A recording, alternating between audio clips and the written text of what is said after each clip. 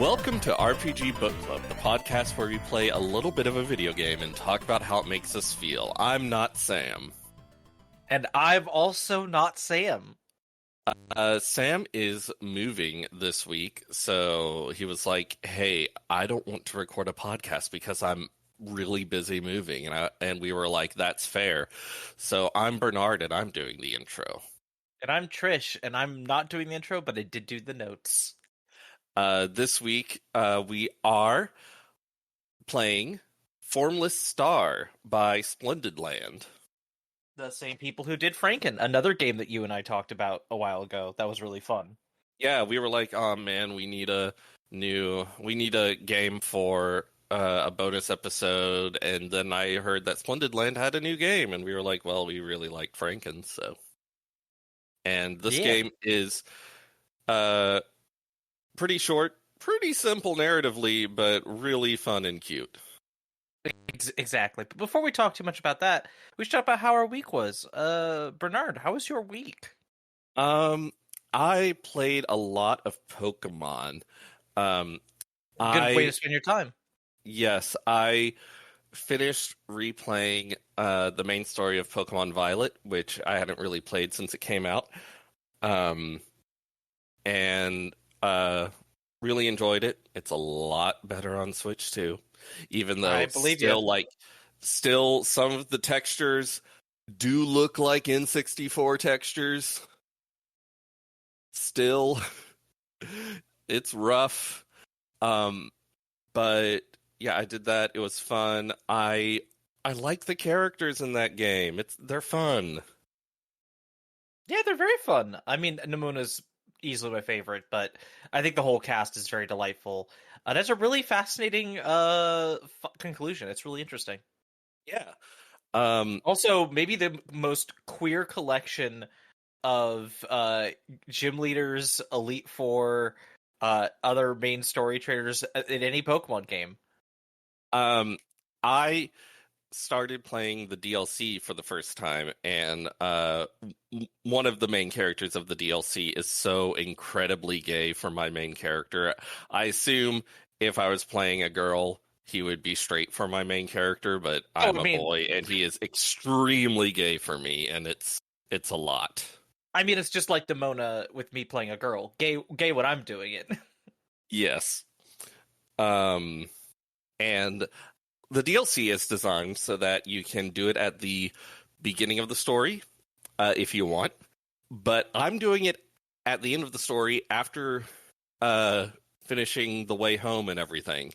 So, because it's designed for the beginning of the story, all the trainers are like, I have one Pokemon. It is a Sentret. However, I'm scaled for you to be at the end of the game, so it's level 65. Incredible. And that's a little weird if you ask me. And also all the wild Pokemon are like a level 60 Bonsly. So that's weird, but I'm having fun. I like Pokemon. I want to get caught up on all my Pokemon stuff before ZA comes out, which involves just doing the Pokemon Violet DLC for the first time and finishing Pokemon Legends Arceus for the first time, because I played a lot of it when it came out, but I never finished it, despite liking it a lot. Yeah, I have not played the DLC at all, and they look neat. I look forward to... So Bernard knows this, because I messaged in the host chat about this the other day. Because of what has won the poll, which we'll talk about, I'm sure, at the end of this episode, I was like, I should get my Switch out. Apparently, you shouldn't. Pro tip: do not let your Switch slowly dig its way to the bottom of a stack of blankets that occasionally has a weighted blanket in there, because it will break. It works still, but the back of the case is broken, and it runs just very slowly. So I'm gonna, I guess, wait till with my new job I have enough money to get a Switch 2, I guess. And then I can switch over, and then I can play Pokemon on a good where it feels better. At least you have an excuse to get a Switch 2 at some point now. Yeah. What else have you done besides playing Pokemon? I don't know. Okay. Well, what I was doing the last week was I had the wonderful experience of um. So I've been having insomnia issues for a while now, and it sucks. And so God, what was it? Wednesday this week. It's like, oh, I've got this sleep study thing. I was told I was getting an appointment for a sleep study, and it was for 11:20 a.m. So before the thing is, because of how the bus schedules work, there was a bus that would have gotten me around that time. But when I say around that time, the bus would have been scheduled to get to the city where the hospital is, where my appointment was, 2 minutes before the appointment. Oh, And not that doesn't work. So I have to go to the next earliest one, which is 2 hours before that. oh, Uh, but I was like, hey, that's fine. There was this cool diner I've always wanted to try. That I see on my bus route into the city. I could eat at the diner, have a nice breakfast, and then go to my appointment. Just like, chill because you could always chill in a diner. I go to do that. The diner it looks very cool. It is completely full. no. Completely and totally full. And so I was like, fuck, and like the vibes were such, I didn't feel like it was a good idea for me to just hang out and wait there. Yeah. For a seat, so I was like, I guess we'll go somewhere else. And I end up looking on Google Maps, and there's a diner like a block and a half away. I'm like, oh, I'll just go to that diner. I go to that diner. I am the only customer. It is me, the server, and the chef, and we just kind of hang out and talk. I get a delicious burger and fries at 10 in the morning. It's great. I love it. It was perfect. I love a 10 a.m. burger. It's so good. It was very good. It was a great time. I forgot to mention on my way there, as I'm leaving the house, I've been messaging my sister, and my sister is like, "Listen, I'm telling you, I've done a sleep study. If you're telling me this is for a sleep study, 11:20 in the morning doesn't sound like when you do sleep study. Those are done at night because you're going to be sleeping. So I think it's Was it a clearly home this. study? Hold on. So she's like, this is clearly a like they meant to say 11:20 p.m., not a.m. So you shouldn't go now. You should wait till 11:20 p.m." And I'm like, well, I don't have the thing right up, but I'm like 90% sure I marked it as being for 11:20 a.m. She's like, I don't want you to mess up the earlier part of your day by just going there and having it not be for nothing. And I was like, okay, I get you, but also I think I'm right, so I'm gonna go anyway. Turns out I was right, and my sister can eat shit because it was for 11:20 a.m. And I get there, and the reason it's for 11:20 a.m. is it was not the sleep study; it was just the intake with the sleep doctor person to decide if I need a sleep study. I am gonna get a sleep study. We are gonna do a home one. I could do an in-office one, but the scheduling for that is like months in advance, and I don't want to do that. That makes sense that it would be rough scheduling one of those. Yeah, so I'll just do a home one at some point. But he doesn't seem to think I have sleep apnea. He thinks I'm prone to insomnia, and I have sleep habits that are making it harder for me to sleep. Basically, I'm too anxious. Like when something fucks up my sleep schedule and I'm like not getting good sleep, that will happen, and then I will get so anxious about it that it will perpetuate the bad sleep for a while. Which that does sound correct. I am an extremely anxious person. Well, I hope you can fix your sleep problems. I hope so too. The last part of this whole wonderful day is I was reminded of a lesson that I've learned multiple times, but sometimes you don't really learn the lesson you should out of it, which is if I'm gonna be doing a lot of walking, because the walk from the diner to the hospital was about 30-minute walk, which I can do no problem. But I was wearing a skirt and I didn't have any. There was nothing, no boundary, no barrier between my thighs, and my thighs are fat and rubbed together, and that's on a long walk hell. So I basically injured myself doing that, and afterwards my wife was not up for coming and getting me, so I, instead of waiting and then walking and bussing back and all that stuff, I just got an Uber. I ate the $30 to call an Uber. Sometimes you gotta do that. Sometimes you gotta. That reminds me of the big mistake I made when I picked up my Switch 2. Did I mention that when we were talking about Switch I don't 2 think all the so. time? So I got my Switch 2 at Best Buy, and in my brain, I was like, I'm just going to Best Buy to pick up a pre-order. I'm picking up a one thing at Best Buy. I'm not even gonna think to wear good shoes. Oh Uh, no. so I just slip on my Crocs and head to Best Buy and stand in Oh, line, unmoving on concrete for 2 hours. That wasn't great. I felt very bad afterwards. damn. Like, it wouldn't have been so bad if I was, like, walking around, sitting down for a second here or there, but no, I was just standing still pretty much for 2 hours. Oof. Not good. Yeah. Anything else, or is that it for this week? We don't have we don't have the Sam to add to his incredible adventures being a dad and whatever. Yeah, we don't have Sam here to talk about what weird deals he got on Facebook Marketplace or what extremely strange arcane rituals he's performing in order to view things at lower resolutions. Exactly. Uh, So let's talk about Formless Star by Splendid Land. Indeed.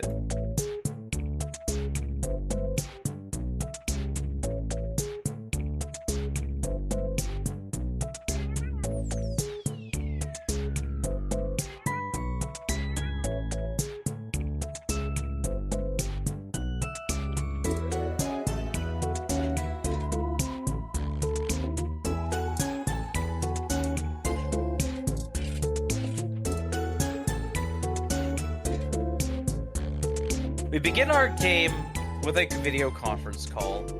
We are playing as / helping out Onimo. I keep wanting to say Amino, but it's Anemo.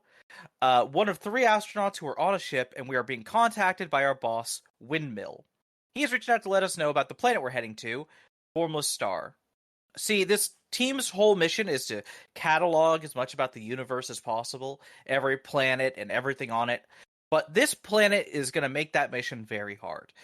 As the name implies, Formless Star is always changing. The landmass is never the same between visits, so actually trying to record what it's like in any concrete sense is impossible.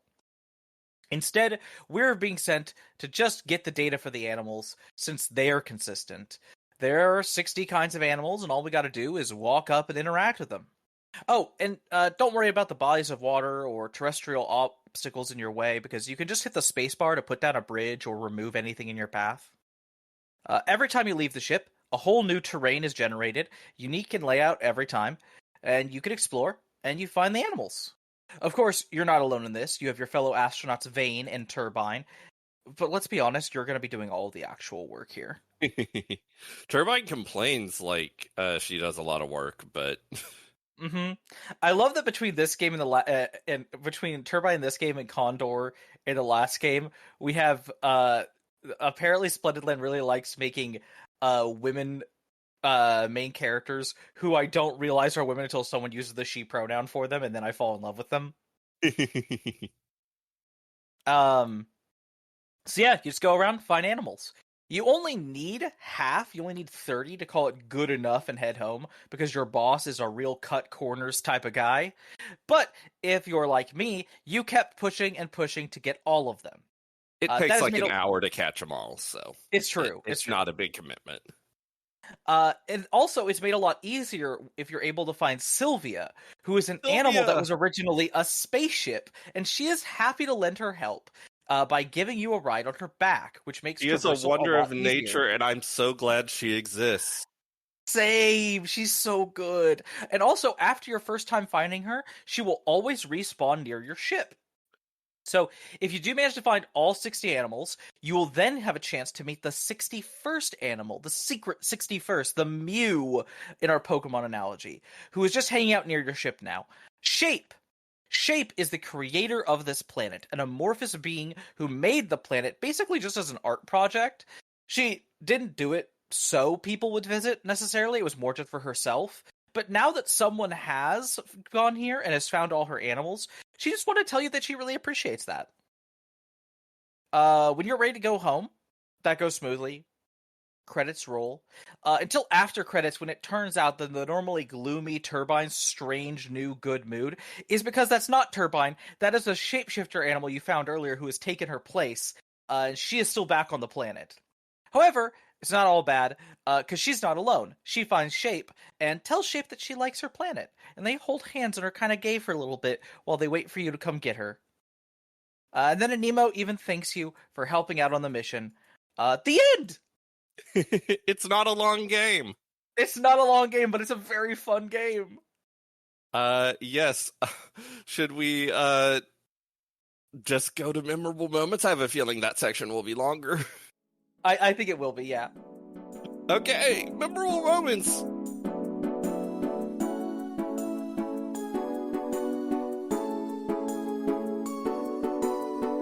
Sylvia's the one who can take me all across the land, over metal and jelly and toy and heat, snow and sand. Sylvia, I love them, they're the ride that I adore, charting both hemispheres and the equator. One thing about this game is it has real good music. Oh, of course, just like Franken. Very good music. Yeah, it's an original soundtrack, which is, and with apparently with songs by a bunch of people, and I'm like, this is a lot of graphics, a lot of music, a lot of production value for a game. You can download it for free if you want. Yeah, no, and it's pay what you want. It's a pay what you want, and it's a really delightful experience. It's so funny because when you were talking about it before, you described it as like a monster catchy type game, but it isn't. Clearly, from my description, it's not really a monster catchy type game. It's more like a Pokemon Snap than a Pokemon Red.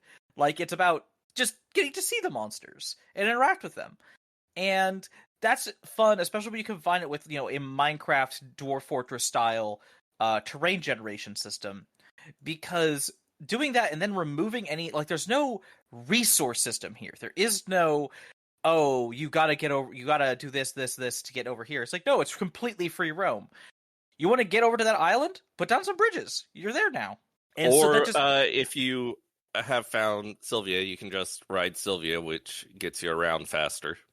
Yes, but like even the time before you even get to Sylvia, it's just like this experience of like, it's just fun, like going around, seeing what you find, getting to see all the different environments, and it's a nice time. It's a real fun, chill time.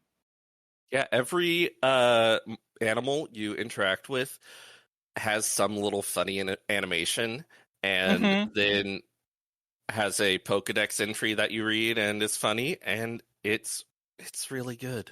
And there are, apart from Shape, there are three, apart from Shape and Anemo, there are like 3 characters in the game. Well, 4 if we count Fandroid. But you have Vane, who is just some guy. He has a husband back home if you examine his little bunk. And also, his profile on the computer says his favorite food is pepperoni. Which is so weird, but I love it. It says, the pilot of the ship, his sweet and curious nature can make him seem a bit childish. He's married. When I read that, I immediately was like, Vane is totally a wife guy. But Vane is a husband guy, it turns out. He's so sweet. And Vasher's so oh no, Vasher. Oh my god, my brain. Turbine is so grumpy. I love her. She's complaining the entire time. And then her having that cute gay moment with Shape at the end is great. Also, Shape, listen, it should not be a surprise. You have no idea how hard it was when writing my notes not to specifically write how hot Shape is. Shape, her body type is very much that, oh god, I'm trying to remember the name. I don't know if the exact, like, name or word for it, but, like, there's, like, this, like, very ancient archaeological find of, like, this, fertility statue-y sort of thing. Yeah, I know what you mean.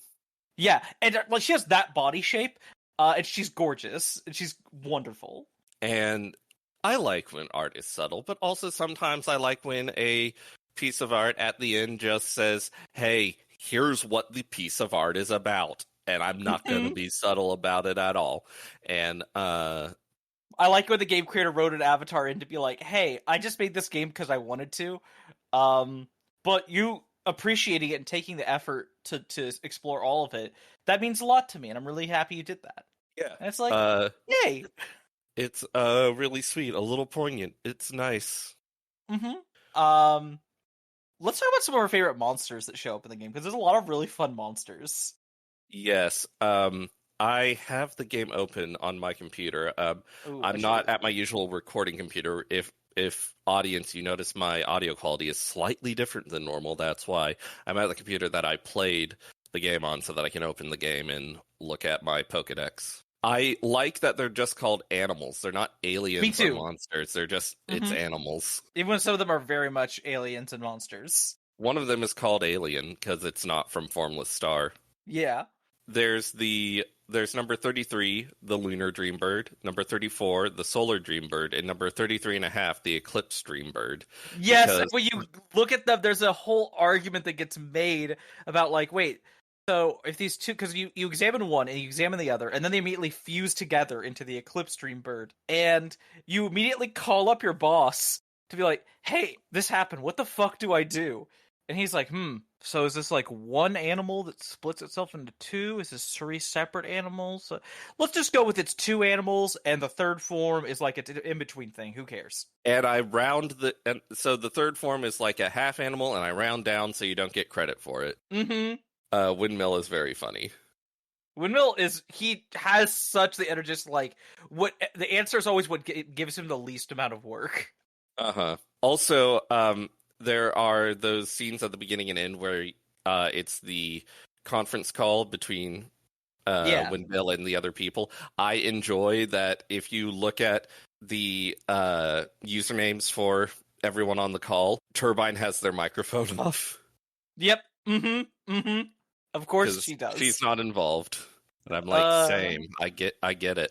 I really love that there's two animals, number 19 and number 20, who are girl and boy, who are just these weird orbs with eyes and like little tentacles that just say, the girl one just says girl on it and the boy one just says boy on it, and that's it. And the entrance, no details, just says it's a girl and it's a boy.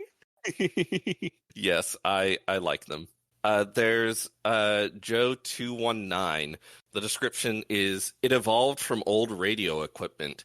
By tuning into a certain frequency when nearby, you can hear a list of vitamins it has a deficiency in.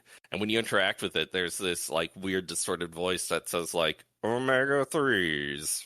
Yeah, for me it was like amino acid. Not vitamins, but are nutrients that are needed. Yeah. I'm looking. Oh, I love Heavy Mock. Which is this big, it says industrial machine type animal. It weighs well over 100 tons.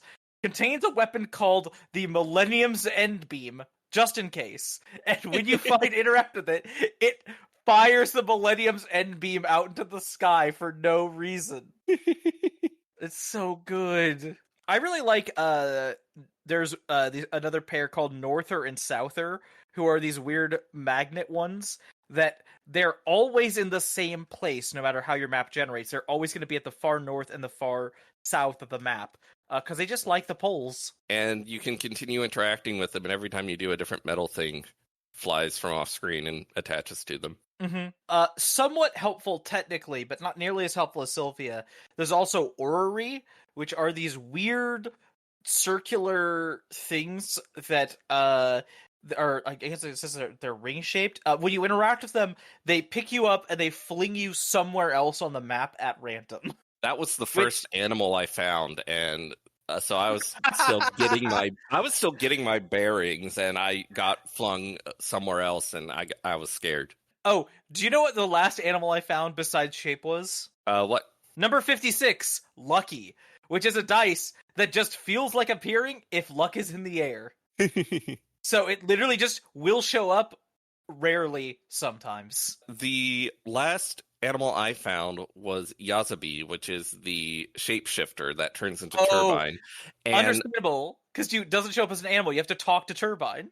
And yeah, I was like, it took me a long time to find number 54, so I looked on the Formless Star itch page, and some people were saying, just make sure you talk to your teammates. And I'm like, I talk to my teammates every single time I see them, but I just had gotten a little unlucky, and for a while didn't I see see. the fake Turbine, because I did talk to Turbine in vain every time I saw them. Mm-hmm, mm-hmm. I mean, I kind of want to just keep talking about the game, but I fear that would fall into just reading all 61 animal entries. Yeah, I think the better thing to do is Because just they're all good. like, yes, exactly. Well, it's just a really relaxing time, and honestly, if this might be a silly thing to talk about here, but like it kind of worked out really well when I was playing it, because I did no surprise to anyone, I played this yesterday, and specifically I played it right, I was starting it anyway right as my internet went down, and it was down for like 2 hours. And so I had like this weird spin where it was just like there was no other distractions. I didn't have notifications coming in for me or anything like that. It was just me in the game, and it was like the thing occupying my time while the internet was down. And that was like just a really lovely experience, because it is just something you can kind of sink your brain into for a little bit and just have fun. I really like the different environments. I really enjoy the like the style of terrain generation it does, and the way that all the different animals, with a few exceptions, are tied to different like biomes. And so you're gonna want to like be checking the biomes, because like, you know, say like, and like it's not, you know, some of them are regular, like it's an icy biome, oh there's like a foresty biome, but one of the biomes is just like toys, one of them is like old industrial area, One of them seems to be like fruit gummies. yeah, one of them's like fruit gummy area. But like you can't be sure, like just because you like go to one of those areas and have seen what's there, then you need to regenerate your world. You have to go back to your ship and come back out at some point, because there's a lot of animals that can spawn in each environment, and you're not going to get all of them your first try. Man, this game is neat. I already mentioned the music, but the music is so good. Good. After you ride on Sylvia a few times, they are like, we've gone on a few journeys together now, and just the way it was worded, I was worried that Sylvia was going to be like, you're kind of taking advantage of my hospitality here. But no, Sylvia was like, I'm so glad we get to do this together or something. And then when you ride Sylvia, it plays this vocal theme that is really strange, and I love it. And when I heard it, I immediately stood up like the guy in Update Day and was like, what is that? Like a bossa nova beat? That was an obtuse reference, but that's how I felt. There's also a couple fun references to Franken in the game. Little small ones on your ship. Like there's let me go find it right now since I'm at the game. Specifically, if you go over to Anemo's little area. First of all, they have a diary which you're not allowed to read, because it says they're not going to read from it right now because you, dear player, can see it. But at the top of their little they have a little bookshelf of stuff, and at the top is the main character Franken, a little plushie, and it just says a shelf with some really amazing things on. Also, in the crew quarters, if you look at Vane's area, there's a CRT and what appears to be a GameCube hooked up to it. And if you investigate it, it says a play brick hooked up to a TV. A game called Moppy's Treat is being left idling in order to harvest corn. Incredible. And I found that very cute. Oh, also, there's one other member of the expedition we didn't mention. There's also Fandroid, who is a robot who's just chilling in your area, but you have to interact with him later to turn him on, and he's just a dude. Yeah, apparently lazy, and one time I talked to Fandroid, and they were like, they said something about how they were basically sent on this mission to get rid of them, because they just eat all the paper when they're in the office. I mean, understandable. Also, there's like a crystal ball in the center of the ship, and if you look at it, it says, a navigation globe placed in the middle of the floor where it would be easy to trip over or break.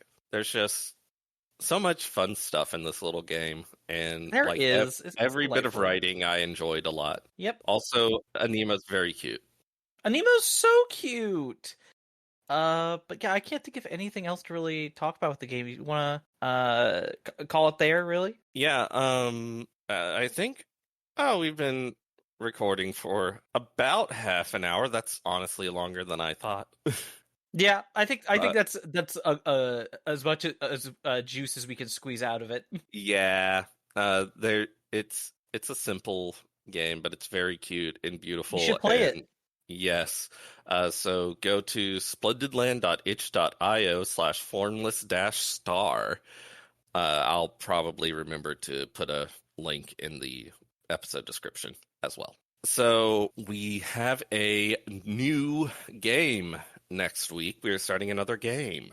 And I messaged Sam when we started recording to ask him to double check and confirm what won the poll between Live Alive and Dragon Quest IV. But we checked yesterday, and it was one was in the leads that by a couple of votes, and I think we can just assume that one. And if it didn't, I'll edit a picture of the Dewey defeats Truman photo to say Dragon Quest IV or Live Alive defeats Dragon Quest IV, because currently it looks like Live Alive won, and I'm so excited to finally play Live Alive. I played Same. So, listener, if you don't know Live Alive, it is a Super Nintendo game, which is an RPG, but it's a series of short stories, each of them taking place at a different point in history, and it's really cool. We covered part of it on the JRPG canon. For that, we did the Wild West and prehistory chapters, and it was a lot of fun.